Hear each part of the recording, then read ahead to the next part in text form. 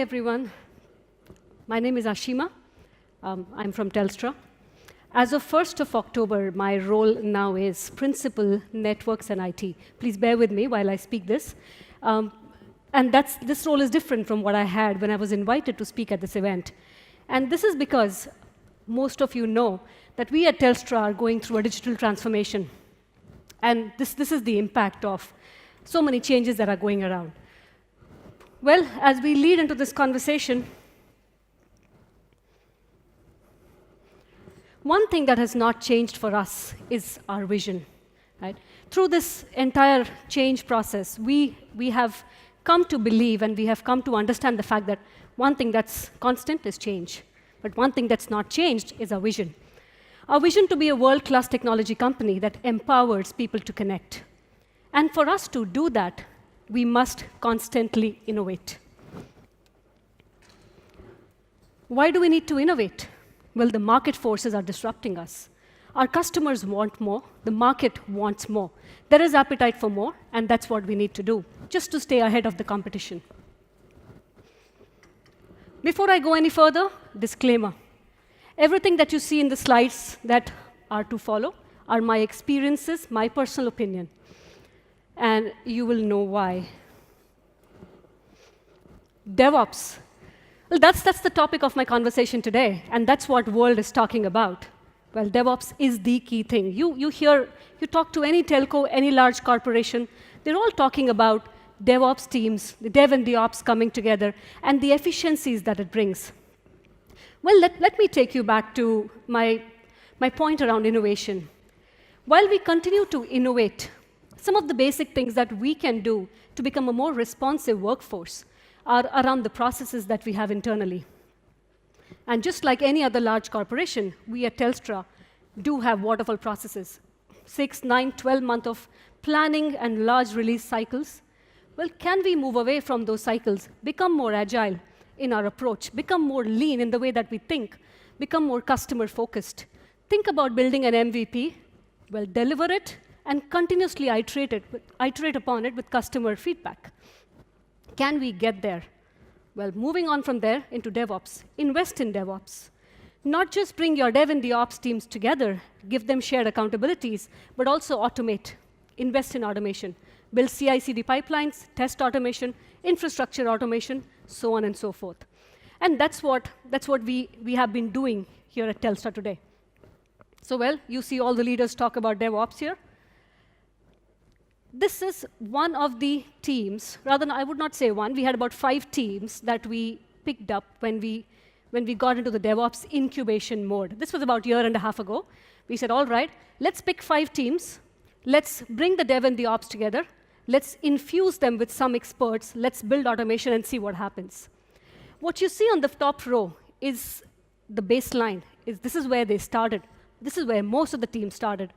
And what you see next is what we went to after about 6 months of working on DevOps. You will see there's been a stark improvement, not just in the way that we do things, but also the amount of effort that it's taken, the time and the number of people. Our lead and cycle times improved, so of course, faster time to market. Our code quality went up, so the number of defects that actually escaped into production went down. Of course, we were building a much better code because we were testing it much better. Our deployment frequency went up because we were releasing in shorter iterations, shorter cycles. So definitely, what we were doing and the productivity that our teams had really went up. That's what you will see on this slide here. We're talking about DevOps as a movement, and well, that's how we looked at DevOps at Telstra. We started with 5 teams, we looked at the outcomes, the value that we got, and we said, let's create a DevOps movement. Well, how do you create any movement at all? For you to create a movement, you need to have an environment that sustains such a movement. And for us, we started by saying, let's create a high-performing culture here at software engineering in Telstra. So the initiative was named High Performance Software Engineering. These are some of the key values that you see on the ground. Well, that's a beautiful picture, right? Ants working in a very high-performing mode. The values that you see up there, you will see things around How should the teams be talking to each other? Collaboration. Teams need to collaborate. Build a culture that allows them to be completely autonomous, self-organizing, and empower them. Build a culture where you have teams that are persistent. These are not project-based teams, but are product-based teams. Build a culture where it's okay to fail. Fail fast, learn fast, and recover fast too. And that's what we try to do. That's how we started. And that's how today, we started with almost 0 teams in a DevOps way of working. Today, we have almost 170 teams that are working in this DevOps way. Of course, we are not there. Of course, there are more things that we need to do. It's not perfect, but we are getting there. And that's how you build a movement. Couple of things that anyone who wants to build and sustain such a movement needs to do. The first thing is leadership. So find an executive sponsor who understands your vision and believes in it. You need someone to be the anchor point and say, yes, we believe in this journey and we will do this. When you start, there will be disruption. You will not see a positive curve immediately. There will be a fall, it will stabilize, and then you start to see value. So someone has to stand by you and say, yes, we believe in it, let's continue to do this. Good days will follow, right? Find that executive sponsor, bring in a leader who believes and trusts. Moving from there, what do you do with the teams? Well, you hire good people from all over the world, bring them in and infuse them with the teams. They should be sitting and working with the teams day in, day out. The technical best practices that your teams learn is one. You will see a stark change in the mindset too. And that's what DevOps is also about. It's about the mindset. Moving on from there, well, some of these conversations on why do you need to change, why do you need to transform, become much easy when you upskill your people. Well, build a focused training program for your entire leadership team. Not just leadership, take it to your teams and make sure that they're all upskilling themselves. Invest in technology tools. We at Telstra, we invested in cloud platforms. We invested in tools like New Relic. You give the developers the power to consistently deploy, right, and scale on demand. You give them all these tools, and you will see widespread adoption. In fact, with New Relic, the adoption was not only in the engineering workforce, but even the business side of things. They took to New Relic because, of course, of the customer experience insights that it provides. Moving from there, this is something that we have done this year. We have taken into OKRs, objectives and key results. For these DevOps teams, and of course their leadership or their capability engines, what are the key objectives for this particular financial year, FY19? And break them down into individual goals that are shared by teams. Continuously measure what matters. And that's how you would be able to sustain this as a movement. There's one more thing that I learned through my experience, and of course, I'm not a big fan of policing things or having high governance. But what I did see is, the moment a team goes into a DevOps model, they reach a particular maturity point, they tick a box, right, and say, yes, we are there. Thereon, they start going back to their old things. And this was a regular habit. Quite a few teams I would see doing that. Maintain a lightweight governance.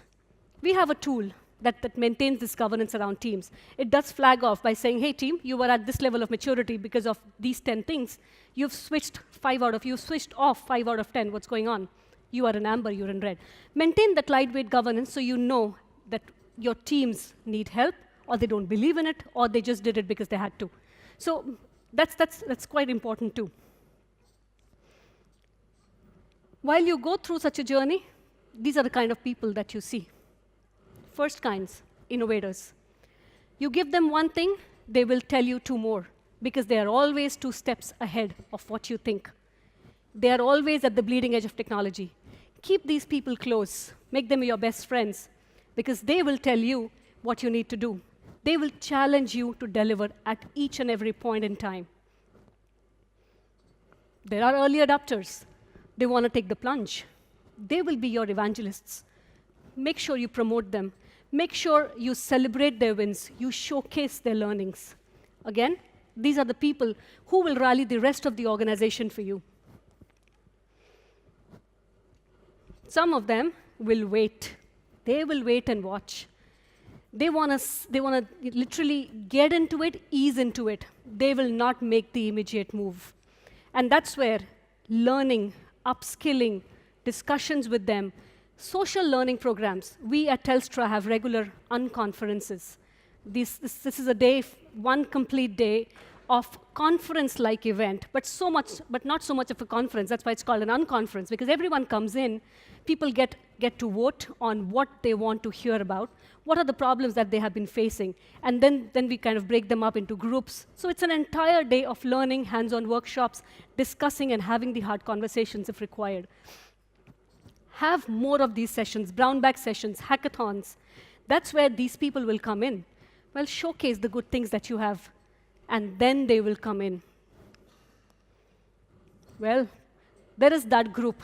They will never make it. Identify who these are. And if you can do that ahead of time, well, that's great. Time box it. Try to bring them along the journey. If you still think they cannot, well, have the conversation and move on. And this is the phase most of the companies kind of get a bit slow at. I think as soon as you can do something like this, it's important to ensure that you have the right people in the organization to support the movement. Change is hard, right? But what you get in the end is brilliant. It's a brilliant experience, which is beautiful, and that's where you want to be.